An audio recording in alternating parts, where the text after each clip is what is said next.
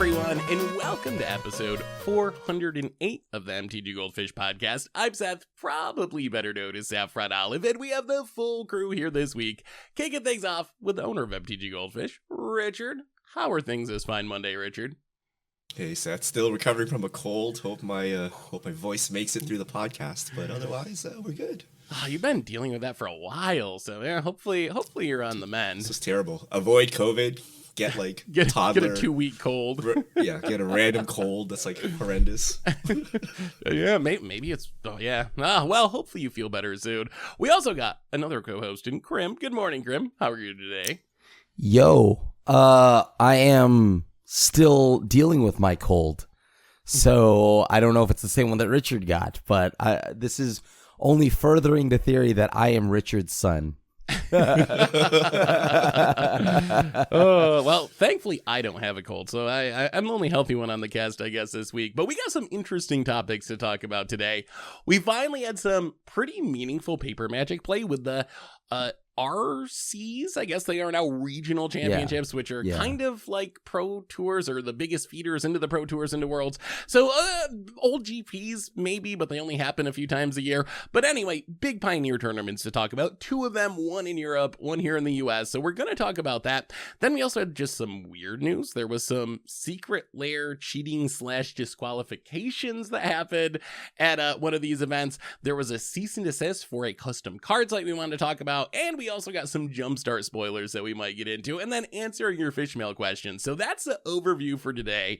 Before we get into it, a reminder that today's show is brought to you by Card Conduit, and they're the easiest way to sell your Magic cards. If you're tired of all the hassles that go into buy listing your cards, Card Conduit lets you skip all that stuff. You don't got to do all the typing and spend all the time and do all the work. With their curated service, you can send in as many of your cards as you want, as long as they have a buy list value of $1 or more, and pay just a 5% service fee. And if you want to put in a little effort on your end, you can use their sorted service, where you list and sort your cards in advance and pay just a 2% fee. And no matter which option you choose, you're going to get a detailed report with their results and a fast payment once the order is processed. And right now, you can even get another 10% off if you head over to cardconduit.com/MTGGoldfish. Card Conduit, they're the easiest way to sell your Magic cards. So thanks to Card Conduit for supporting the show. And let's talk some Magic, and let's start with the big tournaments of the weekend. So we had these 2 RCs, regional championships. They were both Pioneer. They were both pretty big, had a lot of like high-end good players, people trying to qualify for the first pro tour. And also the way the setup was, it was kind of unique, I guess. I think the top 32 or like 36, it was an odd number, get qualified for the next pro tour, but then the top 2 go directly into the next world. So there were these like varying degrees of what mattered as far as your finishes, and also like bigger prize money, of course, the better you did. So there was one in Europe, there was one in Atlanta. I don't know if either of you got a chance to watch them at all this weekend. Did any of you get to do some any RCing? Unless it's an RC being broadcasted. Yeah. This is a PTQ where if you do well, you go to Worlds. So the best comparison people had is probably feels like an old GP, except it's actually like a qualifier for the next pro tour and also for Worlds, depending on how well you do. So the setup was like a GP as far as size and kind of like how it was run, but with more qualifications on the line, I guess, because you can directly go into Worlds if you did really well. So anyway, we got the results. Richard, what went down as far as what decks actually did well? Now we can kind of dig into these numbers a little bit. All right. So this was actually the DreamHack tournament in Atlanta, which we're looking at here. So this was remember way back we said like DreamHack was hosting the RCs. Eli Loveman, Rakdos midrange. So he's top 2, so I guess he's going to Worlds, right? Yep. Is it Phoenix, Ken Takahama, Lotus Field combo, Mono Blue Spirits, Lesnia Auras, Enigmatic Fires, Azorius Control, Mono White Humans. That's the top 8 there. 8 so different pretty decks. Diverse, pretty diverse set. And then over in Europe, I don't even know where this is. Sophia? I think it's Sophia, yeah. Yeah, Sophia. Ben Jones, Is It Phoenix? Aaron Kakmaz, Abzan Greasefang. Those are your top two. And then two more Phoenixes, a Rakdos Sacrifice, a Mono Green Devotion, Azorius Control, and Rakdos Midrange. So pretty diverse set as well. A little Phoenix heavy, but still good spread. Yeah. So what does this mean for, I guess, Pioneer, right? This is one of the biggest like premier Pioneer tournaments we've ever had, right? Yeah, especially since everything has like started to come back and we've started to have tournaments again. So I think I had a couple of big takeaways. Number one was the format's still pretty diverse, especially based on the top eights. We had a couple of, Phoenixes, maybe 3, I think, in one of the events, but otherwise it was very diverse. Heading into the weekend, everyone was kind of worried about Mono Green Devotion, which has kind of been the monster deck, and everyone was even more concerned because it benefits from some of the artifacts from the Brothers or like Stonebrain and stuff like that. It further improves their Karn board. So that was kind of the deck everyone was scared of. Its day one metagame percentages were right around 20%, 19.3 in one of the events, 22 in another. So roughly 20%, a little over of the meta was Mono Green Devotion. And Mono Green Devotion, I don't want to say it flopped, but it really, I would say, underperformed. It only got one top 8 slot, which is a bad judge of what's successful with how Magic tournaments are set up. More importantly, if you look at the match win percentage, 48.8 in one of the events and 46.8 in another one of the events. So the win percentage actually backs up this being one of the worst performing decks out of the heavily played decks. So I'm curious, Krim, you've played some Pioneer. You know what the Green Devotion deck's like. Does this mean the nemesis of the format is dead? Like, do we have to not worry about Mono Green Devotion, or do you think it's still going to be a huge part of the meta going forward? I mean, I don't see why you wouldn't, right? It's just a deck that is like, well, we're gonna fire off a bunch, like a bunch of big spells with with a Nykthos. I still think that regardless of its performance, like again, like do you want Nykthos to still be around, right? I more so look at Nykthos and things like that, and like maybe even Karn, just because like over time these cards will eventually be a problem. So I don't know if like these two tournaments means that like, you know, like these cards are okay, but I do think that maybe they are for right now. The mono green deck is okay for right now. Yeah, I mean, I think this is better than the opposite of having, like, you know, 8 mono green decks in the top 8 and everyone being depressed. So it's definitely a better outcome than it could have been, and then maybe I feared it was. At the same time, like, I don't know. I still expect to see a lot of Mono Green Devotion. There were plenty of copies that managed to make like the top 32. So it's not like, the win percentage wasn't great. Yeah, it didn't do great at making top 8s, but it wasn't like it was just stone unplayable either. And I think it definitely had a huge target on its back. All the players knew going into this that was going to be most likely the most heavily played deck in the deck that they had to be prepared for. And I think the meta was kind of warped around trying to beat Mono Green Devotion with like Phoenix having a really nice weekend, in part because it's a deck that is pretty good at dealing with what Mono Green Devotion is trying to do. I don't really want to see Nykthos banned, honestly. I would totally fine with seeing Karn go. I think that Karn is just like a messed up card. My argument for Nykthos is even though Mono Green's too good, I really like the other colors of Devotion. We don't see like Mono White Devotion or Mono Red or Mono Black actually be a problem, and they're like fun tier 3 decks. So I would hate to see all those decks go away just because, I don't know, Mono Green's too good, maybe because Karn's too good. So I would start with Karn probably. At the same time, we're getting to the point where they either have to just put Nykthos on Arena, so the Explorer meta is more like the Pioneer meta, or if they don't want to do that, then I think banning it's probably the other option if they just don't want to deal with an Explorer. But what do you think about this, Richard? Banning it because you're too lazy to put on Arena? No. Don't give them ideas, Seth. I don't know. Like, is Karn really that much of a problem? Like, I guess Karn is the truth. So the thing about all the fun artifact decks you could build, Seth. Why do you preference the fun Nykthos deck and not the fun card decks? Yes, Seth. The problem with Karn and Green Devotion is it gives it the combo finish that lets it win right away. Like, I think that would be my argument for taking it away. If you didn't have the combo finish, then in theory, I think your control deck could like untap in Farewell and just get them and it would be fine or whatever. But because they have Karn and they have this infinite combo that they tutor from their sideboard and get the Chain Veil and then loop all their Planeswalkers with the Restorative Burst, like Karn is the card that's just like, oh, I play this and I have some devotion and I just win right now as you sit here and watch me do it. So that would be my argument for banning Karn because of Mono Green Devotion, is just to get rid of the one-turn combo kill, essentially, and make it a little more susceptible to Wraths and sorcery speed interaction. I don't know. What if we played like Ghost Quarter? What is legal? Like, how do you hate out Mono Green Devotion? What are people attacking in against this deck? I mean, mostly you're trying to just kill all their stuff and Thoughtseize all their stuff. I think like the Rakdos deck is probably a good example. I think the two pathways are kill all their stuff, kill their mana dork so they just can't build up any devotion and get going, and why Thoughtseizing their good cards. Or you can just be very aggressive, can sometimes get there because they are like a little bit slow to the start. So if you can be aggressive enough off the bat, like the Mono White Humans deck actually wasn't super heavily played, but it had a very nice win percentage. Just like pressure, brave the elements, my stuff is all unblockable, kill you before you get a chance to like get enough devotion and enough pieces to really have your big combo turn.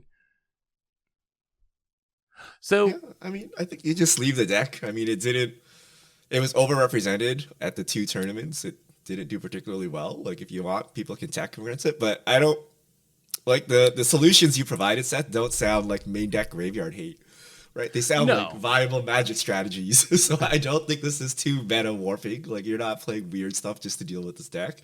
If the answer is removal or be aggressive, I think it's fine to have the deck in the format, but I don't know. I don't play Pioneer. This is all theory crafting on my part. And it's hard to come away from these two events where one event had 8 different decks in the top 8. Another one had 5, I want to say, with a few Phoenixes in there. Like, it's hard to come away from these events and be like, oh, this format's busted, needs to be changed. If anything, this went about as well as it could for Pioneer being a diverse and fun and interesting format. So I think it was a big win overall. I will also say they actually covered both of these, which was sweet. Like, it had been a long time. Viewership was like decent. Like 3,500, I think, was around where it capped off for these for a paper Pioneer tournament in the first one back. But the coverage was good. They did the whole, multiple matches each round, got to go all the way through to the top 8. So I enjoyed actually being able to watch some non-standard, non-Magic Arena, like actually important paper Magic tournaments for a change. So that was exciting. Hopefully it continues to grow. I mean, you didn't even know about it, right, Richard? No, I didn't. Like, as far as watching it, yeah. It was. I don't even know what it is. First of all, like first of all, what is a regional championship? And then I didn't know it was happening, let alone 2 of them. So I think Wizards needs to up their game on the marketing department here. Hopefully it becomes more clear once we have like the first pro tour. Maybe it'll be a little more intuitive where people know like, oh, the regional championship like got people to the pro tour to Worlds, because I'm really hopeful that we're going to see paper Magic and paper Magic coverage succeed because of this, but we'll see. What do you think, Grim? I mean, I don't understand why was there randomly discourse about whether or not Pioneer's a good or bad format. Because I feel like there are a good amount of people that are saying they don't like the format, and I'm just like curious why. Isn't this I may not have been knowing what's good. I may not have known that this event was happening, but that's only just because nobody at Wizards seems to be really pushing the competitive side of it, and second off, Pokemon came out, so. And Marvel Snap. So, yeah. So I didn't know, but like, is this bad? Like what? Why everything? The format is filled with like a control deck, a combo deck, a miserable Tron deck, and then like an aggro deck. So, this format seems great. Everything about Pioneer seems amazing. I mean, I don't know the status of Pioneer, right? But if you do not like Pioneer, and, it is the feeder tournament into the Pro Tour, I could see why you complain, right? Like, imagine they were like, this is alchemy, right? People would complain, right? Because they don't like the format. But is Pioneer in such a controversial state that we need to complain about it? I'm not sure. Like you said, Krim, it seems like a reasonable format. But if you don't like the format, then you don't want it to be your feeder tournaments into the Pro Tour, right? I think this is also just, it always happens when we have a big event like this with the pros that is qualifying for a pro tour. It happens every time there's modern. You have some people that are like, oh, it should have been standard, or oh, it should have been draft. Like, everyone has their favorite format. So that's how I kind of took it, is just like, oh, I remember this. This happens every time we have a big paper tournament. There's some group of pros that's saying like, oh, whatever format we're playing sucks. We should be playing another format. So I didn't read too much into it. If there is a maybe somewhat legitimate criticism, I would say, is outside of like Rakdos midrange, which is kind of the Jund deck, and Azorius control, which is a control deck, although not like super popular, although of course like Nassif is like doing his thing and controlling his way through the tournament like always. There are a lot of decks that kind of are doing the 2 ships passing in a night thing, where it's just like, oh, I'm dumping my Phoenixes in the graveyard. Oh, I'm dumping my Parhelion in the graveyard. Oh, I'm comboing off with Mono Green Devotion. Oh, I'm Lotus Field comboing. Oh, I'm Is It Creativity into a combo. So there were, watching it yesterday, there were quite a few matchups that weren't really like interactive back and forth magic. So if you're someone who's like loves current standard, where it's these like mid-rangey grind fests that go on forever, that's not really where Pioneer's at. I don't think that's a bad thing, and I don't think you should say Pioneer's bad because of that. But if that's the kind of magic you're looking for, outside of the Rakdos deck and maybe Azorius control, a lot of the options are more like, I'm trying to do my snowball-y thing. I'm not really interacting with you. Hopefully my snowball-y thing out-snowballs your snowball-y thing. So old modern. Kind of like modern, yes, but way before Modern Horizons came around and really up the power level, like that era of modern. Yeah. Which was a good era of modern. So I don't know. I like the format. I'm hooked to play some of these decks that we've seen from it and try out some of the Brothers War stuff. But there was also some drama at this tournament that I gotta ask you guys about, because this is kind of hilarious. So there was a player named Michael McClure who was playing Bant Angels or Selesnya Angels, and there was an issue with the collected companies in the deck. They were from Secret Lair, which the collected company Secret Lair drop was one of the only foil Secret Lair drops, so you couldn't buy a non-foil one. The collected companies apparently were curled to the point where you could recognize them in the deck. A judge could cut to them, and Michael ended up getting disqualified for having marked cards, essentially, as a result of this.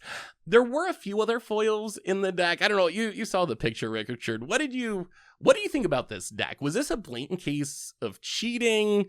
Are Secret Lair cards actually proxies and we just didn't know it, and you can't actually play them in your competitive decks? What did you make of all this? Ridiculous. So the actual cheating or not cheating, it's hard to tell without being there and knowing all the information firsthand. But the very fact that you can buy an official sanctioned WotC product, put it in your deck, and then, in the best case, get a game loss. In the worst case, get a DQ from your tournament. It's absolutely ridiculous. But also, all tournament players know this. So that's why we all avoid foils. So I am not sure what's going on, but it's quite ridiculous. And I think, remember, like, the official judge proxies or whatever, like, if you have foils in your deck, you can go to the judge, and the judge will make you proxies to put in, right? And it's bad, and I've always wondered, with all the new foils coming out, like the Galaxy foils, the textured foils, the gilded foils, if any of them are tournament legal. Like, are they all the same weight? Can you cut to them, even if they don't curl, right? Like, curling is one thing, but let's say they're flat, maybe they're heavier. Yeah. But I mean, it just shows that Wizards doesn't care about competitive magic when they're printing their cards, and it's a shame. I don't know what the solution. The solution is always to have the non-foil version, I guess. Right? I mean, basically, if you're a tournament player, you're not allowed to play foils whatsoever. Or you got to play all foils. Apparently, it can also work. Yeah, if you want to go. They don't all warp at the same degree, do they? If you play all foils, you're probably still in trouble, no? Yeah, I don't know. That's what people are saying on Twitter when this came up, that like, just play an all foil deck, which sounds like a expensive solution, but maybe that's probably the solution Wizards wants. Like, we got them now. They have to buy all foil decks so they can play our Cocos. Krim, what did you make of this whole scenario? It's extremely unfortunate. So, yeah, those Cocos are definitely going to be warped, having, seen a good amount of, like, the Secret Lair foiling. Mm-hmm. They are going to be warped. And I don't know. I mean, this is kind of the pickle, right? Like, yeah, are they proxies? Are these cards pretty much should Secret Lairs be treated, and foils in general when it comes to Magic, should they be treated as gold bordered cards, not tournament legal? Because like they definitely curl, and you can cut to them pretty easily. Like, I mean, I was sitting around and just like, well, can I cut to like, some of these like, Secret Lairs or whatever. I mean, luckily not for me, because all my cards are like Secret Lairs and like they bounce around all over the place, right? But like, yeah, like for right now, I think Wizards has got to really fix the foiling issue. It sucks to know that, like you had mentioned, you bought a Wizards licensed product, and like you got DQ'd for it. Simple as that. I mean, it is Richard did mention though, like a while back, we've always known, don't play with foils in tournaments. Just because that's just always been the thing, right? Because you'll get DQ'd for that. But it sucks, especially when like it's a WotC product like that. It wasn't like you bought like a Lorwyn Shards block or whatever foil from like years ago. This came out like last year, 2 years. So this is just a feel bad. Yeah, I think it's one of those cases where like multiple things can be true. Like the player in question probably should have known at this level of event that you shouldn't have only your Cocos and Kayla's reconstructions and a few other cards foiled. That would, even if it was innocent, it's going to be suspicious and potentially get you a game loss, potentially get you DQ'd. It's not like an F&M or something where maybe people just don't know and just like bought the Secret Lair drop and threw them in the deck. So I think that's one side of it. At the same time, like, it's definitely a feel bad, especially with Coco. Like, this Lair drop was only sold in foil, so it's not like you can just get a non-foil version. And who was that Lair drop for? Like, it's not like Commander decks play Coco. If the main card in this Lair drop, the most expensive card, isn't playable in tournament formats, like, what's the point in buying that Secret Lair drop? So I think it's also true that it's really a bummer to buy a somewhat expensive official product like a Secret Lair drop and find out that those cards just can't be played in a tournament deck. So I guess the overall PSA is, if you're playing in tournaments, you got to be really careful about this, especially today when we're getting so many Secret Lair drops, so many different versions of cards. You got to be careful with what you're actually putting in your deck, because you might accidentally be marking cards and end up getting in trouble for it, end up getting a game loss for it. Any other thoughts on Pioneer, any of that stuff, before we move on to a couple other topics? Does this make you want to rush out and play tournament paper Magic, Seth? You gotta like double check your sleeves after every game, make sure they're not like marked in any way. You gotta make sure, they're not transparent with all the double faced cards. That's the whole thing, right? You gotta make sure none of your cards are warped. Maybe they were straight and then you went to Florida to do a PTQ or whatever, and they warped in the process. So you gotta check them like every 5 minutes. It is a pain to be a tournament Magic player. I will say there's a little nostalgia for the return of paper Magic. Yeah, it's not a real high EV paper Magic tournament without some sort of cheating scandal and DQ. So it was kind of like, it's like 2015 again. I remember this like from every other weekend back in the day. So, but yeah, it's definitely harder than playing on Arena. Speaking of DQs, apparently a popular custom card site was kind of DQ'd by Wizards. Richard, what's up with Card Conjurer? Ooh, they got DQ'd out of here. Wizards sent them a cease and desist. So they were a custom Magic card generator. So you can use them to make your custom cards. You can use them to make proxies. But they got cease and desist by Wizards, and they had to shut down. I think for the Reddit post, it was just like some 20-year-old made it as a school project, like his life's project or whatever, and I don't know what the right and wrong is here. So you can send anyone a cease and desist, by the way, right?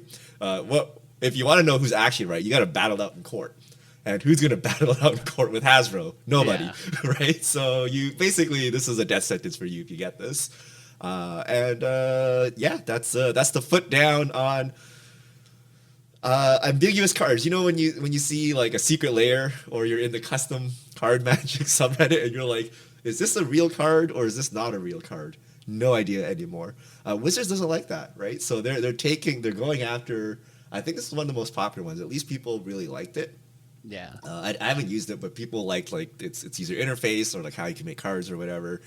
So Wizards sent a message, right? Like, we do not want proxies, and they sent a cease and desist to this website. And I think that sends a pretty strong message to other websites that make custom Magic cards like that. I'm so curious where the line is, because I don't think Wizards, like, they can't mind people making some goofy custom card, right? That's how, I don't see how that's problematic. So it has to be the fact that people could use it to make counterfeits, essentially. Like, is that is it a goofy card if you make a collected company with custom art and then put it in your commander deck? Like, what are you doing? Are you really just making a transformer and putting it on your shelf and never playing it, or are you actually playing these, which substitute for real cards? Right, and Wizards says play test cards are okay, but they don't really mean it, right? They would much rather you go buy the cards than play test with whatever, right? So when I was saying custom card, I was thinking literally like fan made, like you have different abilities, like some of those like on the custom card Reddit. So not like, oh, it's a collected company with different art, but like I made my own Magic set that has my own mechanics and my own things. I think that's part of what the site was used for. But then also, if you kind of dig into it, apparently it was also popular with essentially a counterfeit subreddit who learned how to use that site to make counterfeit cards because of the way the site was set up. They were able to use like high quality images and make just like straight up actual counterfeits with this site being part of the tools that they used. Do you think this is retaliation? Is this Wizards like the Magic 30 thing and the widespread acceptance of proxies? Do you think that plays into it at all? That Wizards is like, wow, this proxy thing is getting out of hand. Like, we need to do something about this now. I mean, with the like the most common remark, why would I buy these when I can make them at home or go somewhere else and get them for $2 or something like that? Yeah. I could see this being like, well, clearly we've let the proxy thing go rampant, right? So now we need to start cracking down. So there is, I won't say that, that's not entirely like, like that could play a part of the reason why, right? I mean, because we haven't seen them actually crack down on anything, right? For a while, if at all. Yeah. I think it's a convenience thing, right? Like, presumably it was very easy to make custom cards on this website, and when it's so easy to make, people will just make them instead of buying the official product. And Wizards needs to crack down on that, right? If you want to sit at home and Photoshop together a card by yourself and spend like 20 hours or whatever, like Wizards is probably not cracking down on you. It's really hard, right? But it's really easy to go after these tools that make it like super easy, and they always have like some reason, right? Like you're just you're using our trademarks and our whatever without our permission, so we can shut you down. So I think they are sending a message, and I don't know, like it's not so unexpected, right? If you make such a website, you should know that Wizards is probably not looking kindly on you, right? And you're on their radar, and you're hoping by their goodwill they just overlook it, or they don't care enough. But if this site was insanely popular, if everyone was using it, then of course it's probably not in Wizards' best interest, right? Or they won't be happy about it. And if they have any legal avenue to pursue it, they would. So I can't blame Wizards. Like, yes, it's kind of bad, but like, what do you want? If someone just uses the site to make a custom Secret Lair and everyone downloads it and prints it at their local print shop, like, is that really in Wizards' best interest? So I don't know. As much as we hate 30th anniversary and stuff, like, I don't know. I just wonder, like, why this site in specific? Because when I'm more familiar with MTG Cardsmith, which is like a custom card site that's been around forever. Like, I think I've made some meme cards on it before, some like joke cards or whatever. And that site's like still up and running, and it seems like it essentially is the same thing where you can put in your text and like make a card. I don't know if there's some like differences. Did the site that get shut down, was it too good? Did it too high quality where the cards were like not real? So I don't know. Should other sites be worried? Like, should MTG Cardsmith be worried? Should we be worried that we have that like print a proxy thing with no art or anything, but like print a playtest card? Like, is this something that the community in general you think should be concerned about, or is this something more like narrow with this specific site? I think definitely.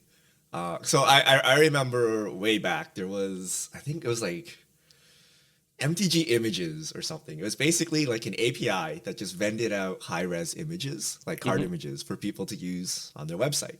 And Wizards hit them with a cease and desist.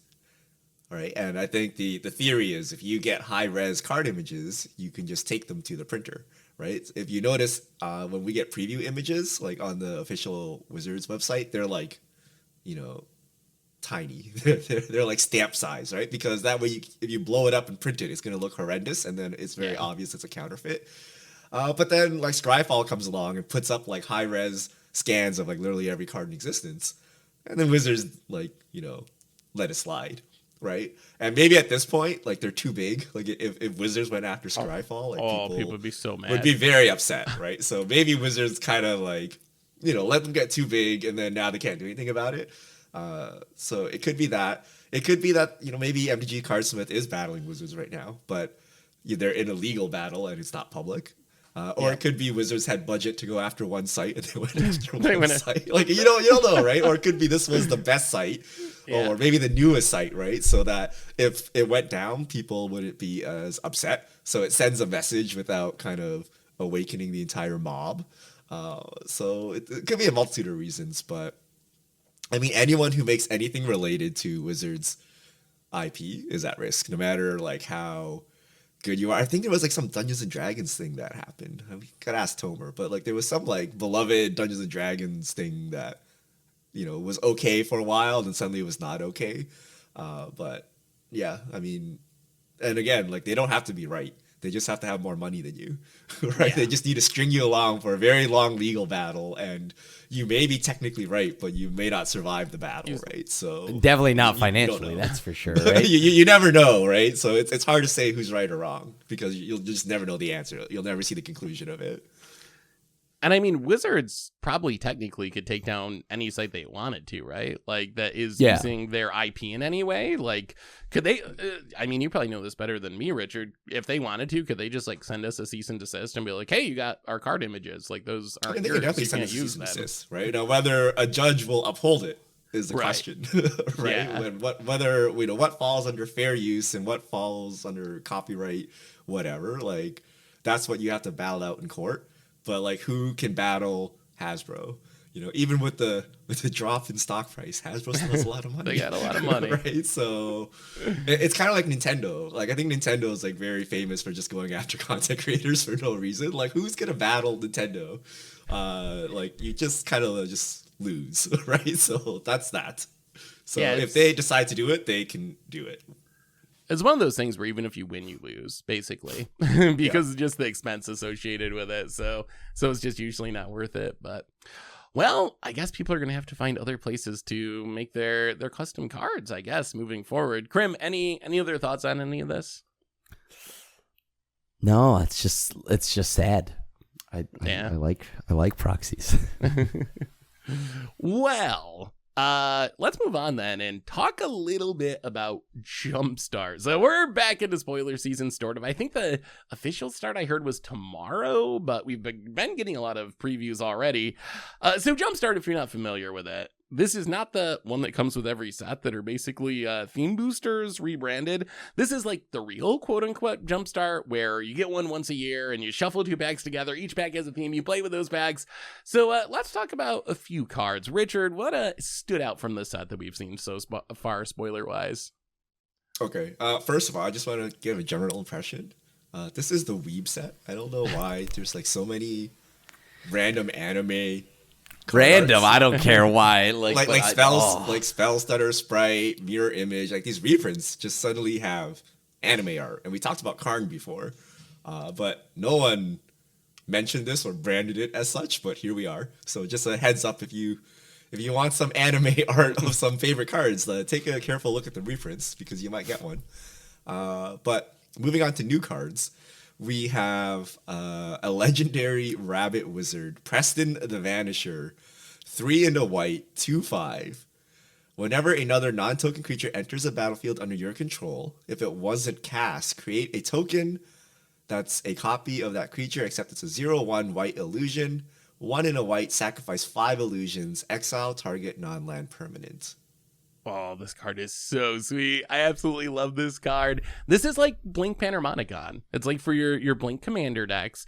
Because of how it's worded, you can't just cast your spells, doesn't trigger on tokens, but if you're blinking your stuff with Brago, or Rune, or Ephemerate, or Yarion, this is just giving you another copy of each thing, and Blink decks are usually built around ETB value anyway, so even though the token you're getting is just a 0/1, you're still getting its ETB trigger if it's a Muldrift or a Siege Rhino or whatever, so I think this card is super cool. Not super hyped about playing it as my commander, although I do have that mono white Blink deck now. Maybe I will run that as my commander in mono white Blink, but definitely a card that I would jam into a lot of Blink style, Panharmonicon style commander decks in the 99.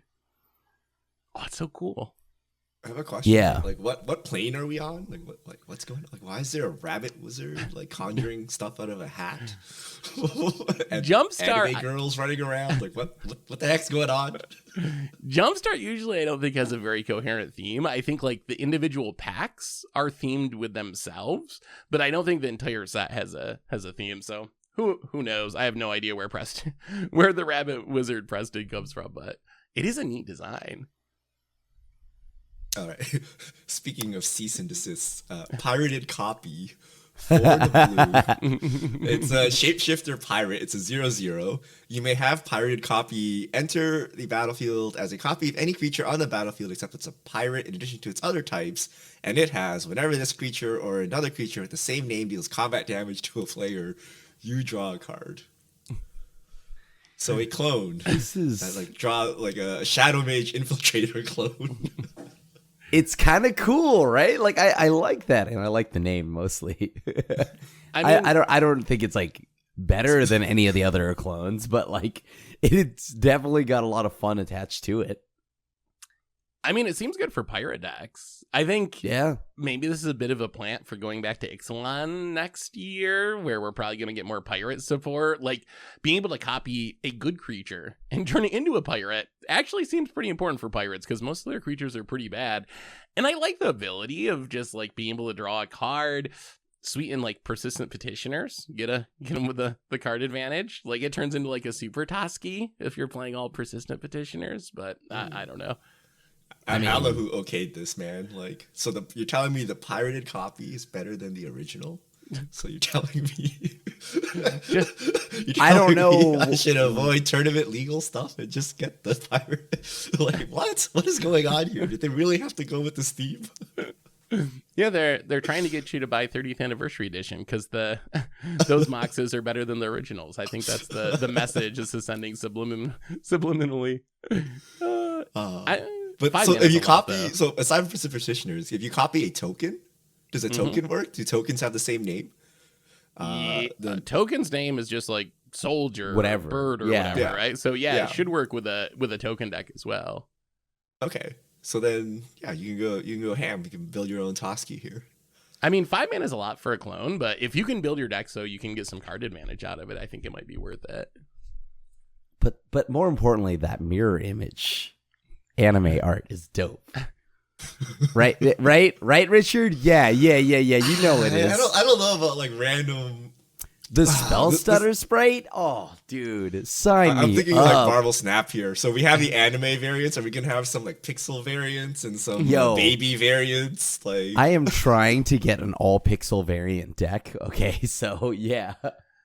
I'm curious, Seth, how do you feel about random anime art showing? Does it break your immersion, like mirror image? At this point, no. I mean, honestly, I kind of like it. I don't really care about anime. I'm probably the one who watches the least anime out of all of us, but I like that it's different. I think we went through that era where art started to kind of look all the same, and then we started to get like the special showcase versions that were different, and now we see that filtering into sets themselves. So any art that's just not the same is good for me. Like I will take it, even though anime is not really my thing. So I'm fine with it.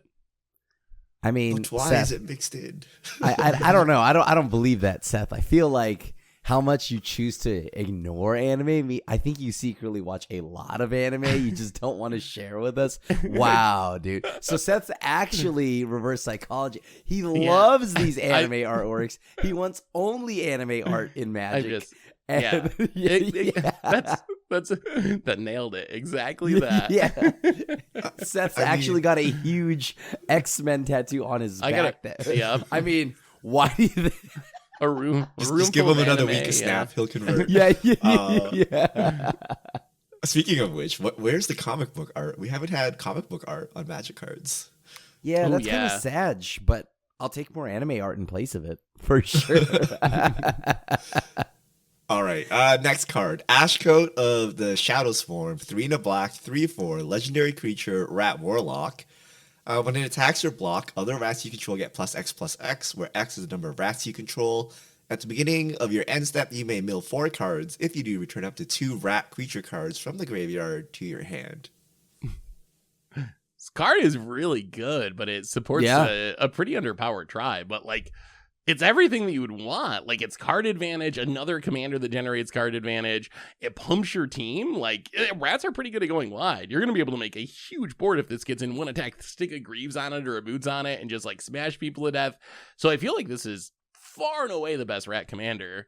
But if you're playing rat commander, you still got to fill your deck with rats, and most of them are just not. I don't know this. The persistent petitioner rat. Yeah. Oh yeah, rat colony. Yeah, I mean, it would be good for that. Or what was the original one from like original Mirrodin? Relentless Rats is also has the same Rats. formatting. Yeah. You can go pack rat. Yo, this actually might kind of just be cracked. Actually, hold on, for rats. Dude, I think it's so good that it's bad in the sense that, like, here's an onboard coat of arms sitting in my command zone, right? Like, no one is going to let you amass, like, anything because they know, like, this thing comes in, like, everyone's dead. So it's just, it's like an overrun sitting in your command zone. I don't know that you want that as your commander. It has to be part of the 99, I think, and you, like, sneak it in.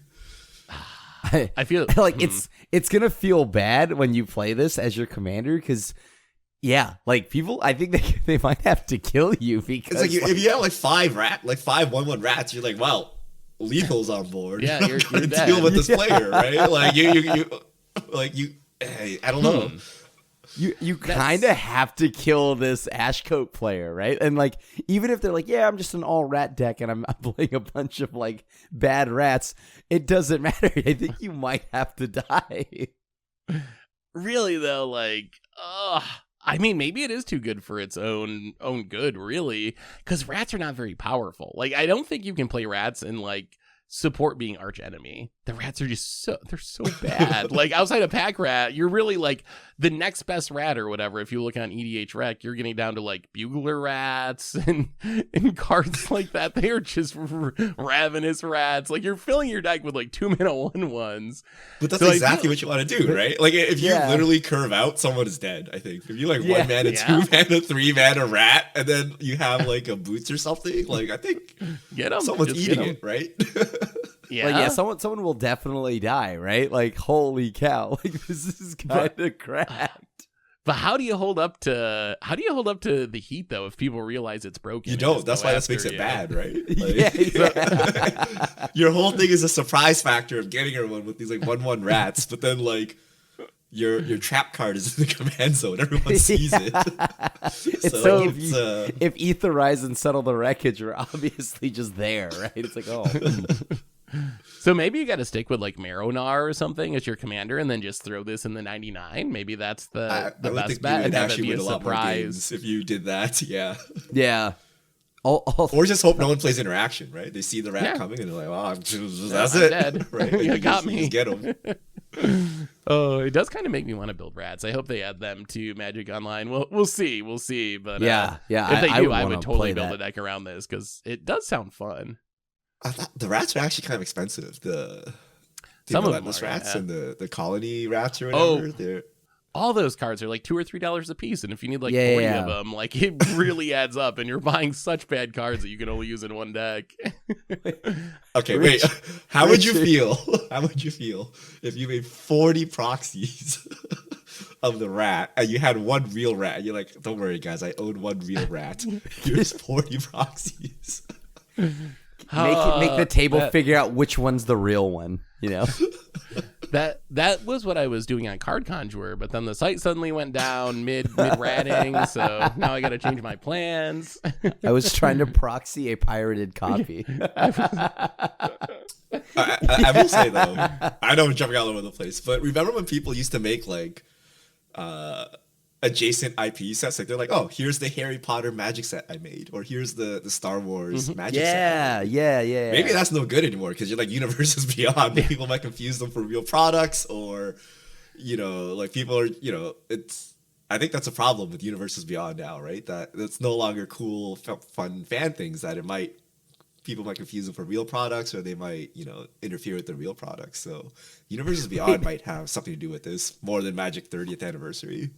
That's a good point. I hadn't really thought that through, but that is true that there's official versions of a lot of that stuff now, where there will be in the future if there isn't already.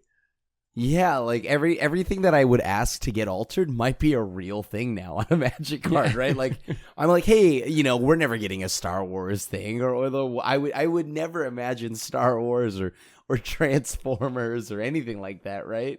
So now fast forward to where we are now, and like there are Transformers. That's dope. And also not unfortunate for some of my alters. However, Richard, have you seen the Spectral Sailor from the Jumpstart? Yes. So I'll give you a rundown of all the weeb art. I don't know if I like this, actually. I think this is too much, actually. I love it.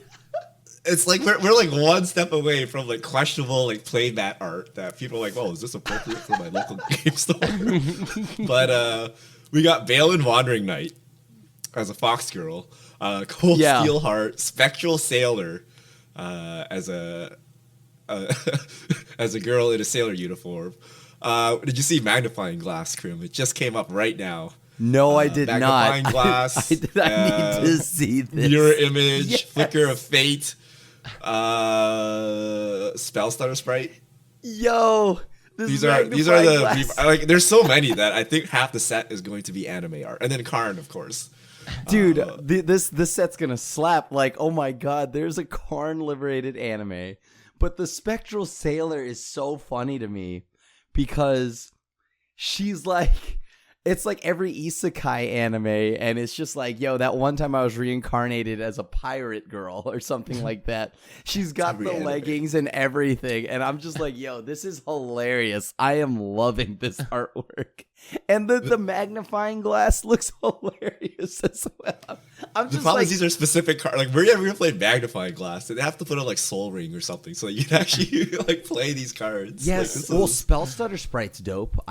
You know what? I still force that card in Modern. So, you know what? Of course you do, Cram. Of course you do. Yeah. You know, oh my god, dude. Okay, Spectral Sailor. All of a sudden, I found a reason to play Mono Blue Spirits and Pioneer. So I cannot wait for this artwork. I do hope we get like more popular cards as anime art because these artworks they're not like any specific anime. It's like, those like generic anime playmats you buy. Yeah. And they're just an anime girl and it feels like that. And I kind of love this so far because it's just like, am I playing Weiss Schwartz or am I playing like Yu-Gi-Oh? I don't know, but I love it. So here I am. The question is, where are the anime guys? Yeah, this is that's very true. un-WotC-like because we don't have any. I mean, a card is not gendered, and then we have just only anime girls. And then the thing that really gets me is you have like all these menacing rats to support the rat commander, like typhoid rats, burglar rats. There's got to be one rat anime girl. And look, cat girls, rat girls, like they. I better be getting those. Okay, whatever. Yo, WotC, I'm just saying right now. Give me the cat girl. Give me the demon. Give me the demon. Ball. Oh, there'll be obviously I think there'll be a demon. male counterparts with it, of course, because a little fun for everyone, obviously. But I'm actually super invested in the reprints this time, knowing that like we're gonna get like weird anime art. So I gotta know like what's available. I don't know if I can play these though.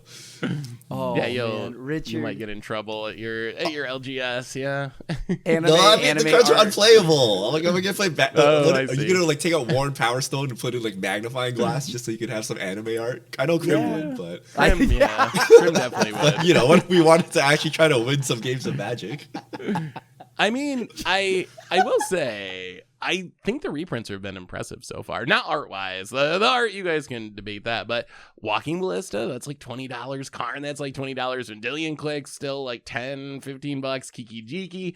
So it feels like Wizards is also adding value to the set, which is nice. Although Jumpstart is weird where some themes are rarer than others. So it might be that like the pack that has Karn in it is a really rare theme and you're much less likely to get it. So we'll have to see how the actual rarity breaks down. But just value wise, I was kind of surprised at how good a lot of the reprints were too. But anyway, is it a normal price booster box? Like, what is typically so the first one was really weird because it like had supply issues and prices spiked ridiculously, but it's supposed to be a normally priced booster box. Richard, I am so upset that this Walking Ballista got reprinted, and it's not like a anime art. boat girl.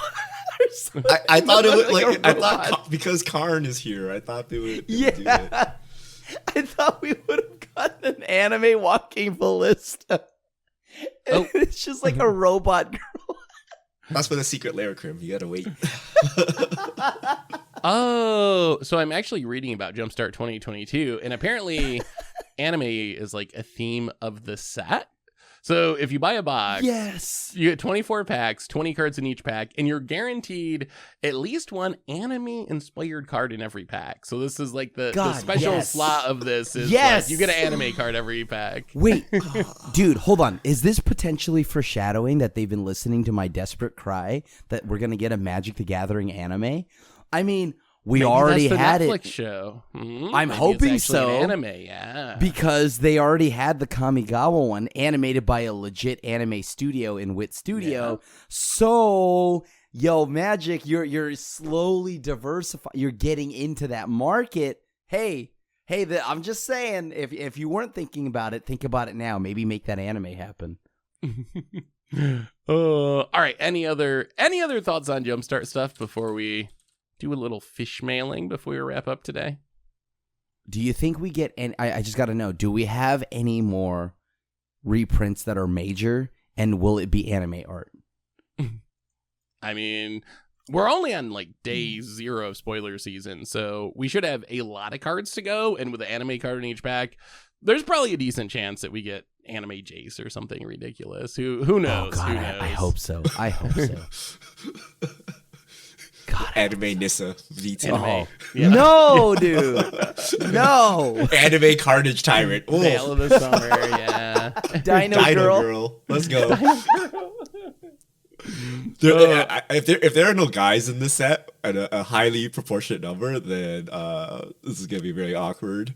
So hopefully, because we've Hopefully only they seen even anime it out a girls. little bit. It's Yeah. super early. It's super early, so give it some time. But hopefully I mean, there's guys in animes too, right? I don't watch enough animes to know, but there's got to be at least some guys in animes.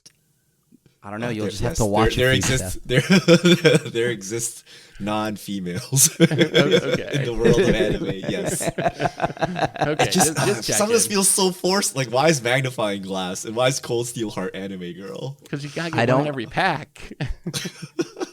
I'm okay with this. I'm okay. Oh my God. I want so many of my cards just to be anime art. All right, I'm waiting for pixel variants. Give me remember the pixel Secret Lairs? Oh, Yeah, I would- yeah, I would yeah. Give me be down with pixel that. Karn. Give me 8-bit Karn. That would be so epic. But we gotta get the anime girls out first, so we'll do that. Yes, we do. Come on. Let's go. All right. right. Let's move on to fish mail. So if you have questions, send them to @MTGGoldfish with the hashtag MTGFishmail, and we'll get to your questions on air. Barry Wright. Why is the Magic community so toxic? You have one disagreement and you're labeled as X. Other communities are not like this. Is Wizards really killing Magic, or are we? Is this the true? Magic community actually more I toxic feel this is than like, I mean, like, yeah, everyone more- online. is this any more toxic than any other fandom, right? It may feel like it could be because maybe like, you know, you're not like in other fandoms, right? Like, but like across every fandom, I feel like there's just a baseline toxicity, right? Like whether it's Star Wars, Marvel, League of Legends, Magic, Pokemon, you know, you get all of those, right? Everything. There's always a very, very, very, it may seem very toxic because you're close to those circles.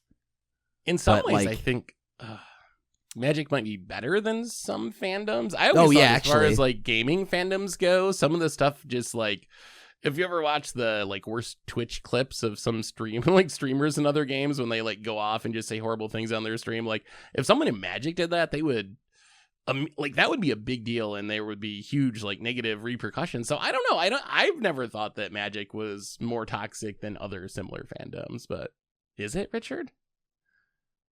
So not to excuse Magic, but I think a lot of online communities are like this. But I do think one aspect that makes Magic worse is like everyone thinks they're smarter than everyone else. Like that's kind of the crowd that Magic attracts. Like you think you're like the smartest person in the room, right? Like, oh, I saw the line, I outplayed him, right? At least back in the day, because everyone was a spike, right? So I do get that sense. Like you will talk to people and like, you know, they feel they're better than you, and then, you know, they always, you know, go down that path. So maybe that's where part of this is coming from. But I think the aspect where everything is black and white, like if you don't agree with one thing, you must be the other thing, and it's like super exaggerated. I think that's just like an online thing. Like you see it in all communities. Like if you don't agree with this, you automatically must be on this other camp, and there's only 2 camps in the world, right? So I feel that that's kind of modern day social media, but I do think Magic attracts like the know-it-all or like the I'm smarter than you kind of crowd. But maybe not so much now with going more casual and Commander. But like if you sit at a Grand Prix, so talking about sweaty days, I remember playing people who think they're better than you, and they may or may not be better than you, who knows, right? But they think they're better than you, and you are winning and you are beating them. They get so salty, like they are beyond. They're like, "Oh, nice top deck, bro!" Like they are so salty. They're better. Like you're like, dude, I don't know, man. Just play the hand you got, right? I don't know if I'm better than you or not, right? But you're clearly losing this game, right? Yeah. But they're like so salty, and I'm like, that I don't see in other games as much. Because usually in other games, the better person wins, right? So it's kind of clear who's better, but. Yeah. That is one thing I hope with the return of paper Magic. I might even play is like, you know, at a GP. Will I get DQ'd if I floss after I win? I'm just gonna try it out. I want to try it out. I'm gonna go to the GP and I'm gonna see what happens. And I'm gonna just do a little dance, and I might spike my deck or something, and do it like a celebration, and we'll see what happens. It's like football, Creep. Are you doing it in the face of the opponent, or are you going to the side? Yeah. Oh, wait, the direction that I floss in? Are you flossing over the table, like over? Oh no, I'll floss. Like, Jumping I'll get up on my table, seat and I'll floss like in a little bit, and I'll spike my deck in a safe direction. You know what I mean? But I'm definitely gonna try to celebration dance on some W's in paper Magic. That's for sure. And then like this will let people know that I have played too much online Magic. But you only speak in emotes. Yeah. I'm gonna have like your go. Vocabulary is 5 words. GG, good game. I'm gonna have those laminated, Oops. and I'm gonna just drop them on the table every time. I'm gonna tap at it. Just hold time. them up. Oops, good game. Oops. Over or under like 2 times I get punched. Oh, definitely over. Yeah. I hope so. Over in the first round, probably. Yeah. Please let it happen. Oh God. But I am going to do it. It's going to happen. You heard it here first. You see me at a paper event, there's a chance. Krim is expecting to win. I expect 0-3 drop. There will be no flossing. He's like so like hyped about his dance, and he's not concentrating on the game. He just goes 0-3 drop. He loses because of It's because he's playing Spectral Sailor in his like Azorius control deck because it's anime art. Yeah. Like, and magnifying glass. Yeah. And Ramsey into Fairy Eternally. It seems busted. Yeah. So if you want to see Crim floss, you better hope Wizards reprints anime to fairy.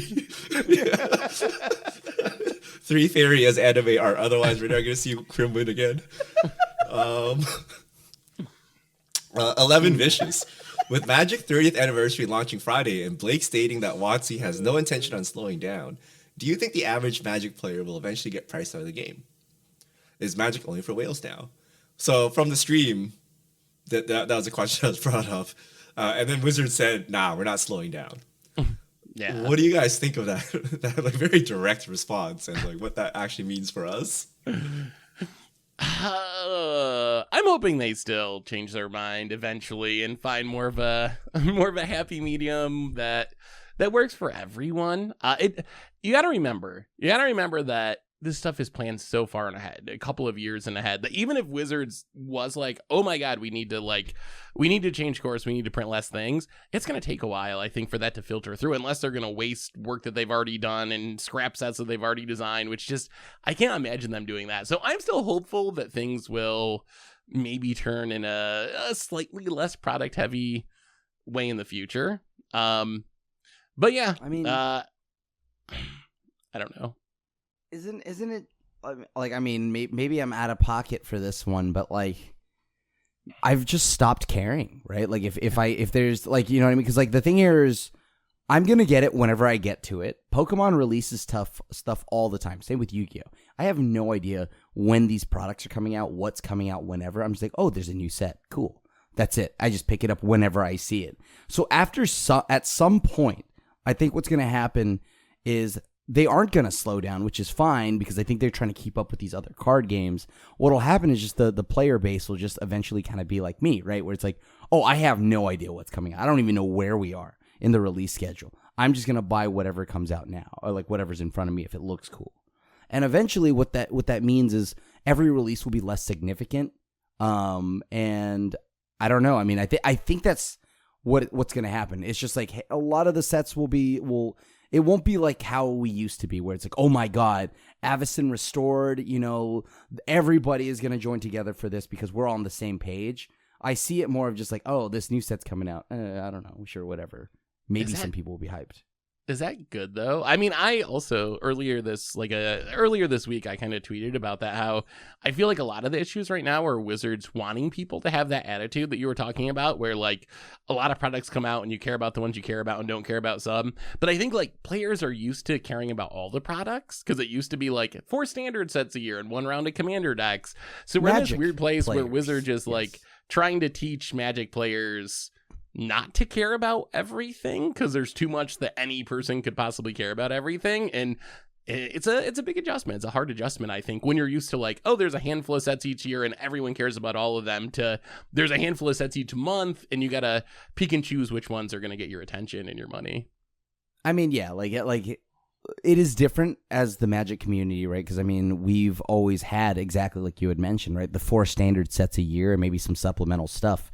But as we're learning very quickly, and as I've now started to like lose track of where we are in the set releases, I'm starting to understand what mindset Magic kind of wants for us, and whether that's good or bad. I mean, it's cool. It's got its ups and downs, right? I mean, we get more cool stuff, like things that appeal to us. Like, example, you probably, like, some people just do not care at all about the Transformers stuff. I think the Transformers stuff is exciting as hell. Like, I am in love with it. So, you know, like, I don't know, because of the constant product coming out, I don't, like, if this were something that happened years ago, the Transformer set would be one of 4 standard standard sets. Everyone would have to take part in this Transformer set. But because of the schedule we're on now, there's little niche things being released each time, like these anime arts and whatnot, like that I can enjoy, right? And maybe you don't care at all, which is great, which is where the next set comes in. Maybe there's stuff there that I don't care about. Like maybe the Ixalan set, they do nothing but, you know, Pirates of the Caribbean alternate arts, and somebody's really excited for that, but like I could not care less, right?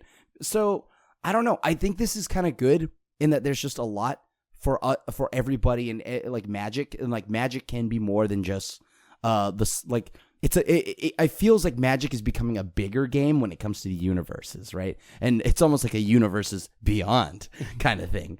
But legitimately, though, it does feel like the world of Magic has gotten bigger, and I kind of like it. There's just a small part of it for me, and maybe there's something else for somebody else out there. So I think this is a good thing. What do you think? We're in a transition period where we're going from like a handful of sets to like too many sets to keep track of, and there's always an uproar during this time as people are used to a certain thing, like maybe buying every product that came out, and now they cannot do it anymore. But we had this transition going from Magic Online to Magic Arena. We had this transition, with modern becoming a thing, or with direct to modern printing, or with more commanders, even commander products being printed into standard. So people always are upset at first, and maybe they are right or maybe they are not. Like, we don't know until afterwards when we're into the new world. But during the transition, like, everyone always complains.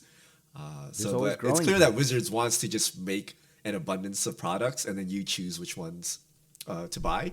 But the flip side is maybe there's so much stuff that you can't keep up, and then you switch games. Yeah, right? Like, you don't want to be. risk. You don't want to be blindsided at your F&M by like cards you just do not know existed, or it's time to catch up. Read up on spoilers for like 1,500 cards. Like, maybe you don't want to do that, right? So we'll see how it ends up, right? But like, I think I'm at the point where I don't know, like, if new cards are being printed at this clip. It's pretty difficult. Secret Lairs are okay because they're just reprints, so you know what all the cards are. But the new cards, I think, is a problem. If I sit down at Commander and then like 90% of the cards are new to me, I may not be happy with that. So I don't know. We'll see what the players prefer when we're like, a year into this new schedule. If not, there's always Lorcana, the Disney card game. There's always Snap, Krim. Yeah, there's Marvel Snap. There's always Snap. You have time for every hobby podcast. plus Snap. Can we be sponsored by Marvel Snap? Ben Brode, if you somehow listen to this or find this, we would love to talk Marvel Snap. Give me a reason. Just give me a reason. All right. So ending on Marvel Snap. That's all our fish mail. Thank you to everyone who sent them in. You can send them to #MTGFishmail, and we'll get to your questions on air. And I believe that brings us to the end of episode 408 of the MTG Goldfish podcast. So Richard Krim, thanks for hanging out. Thanks to everyone for listening. Thanks to Card Conduit for supporting the show. And we'll be back next week to talk about whatever goes on in the world of Magic. So until then, have a lovely week, everyone. And this is Crew signing out.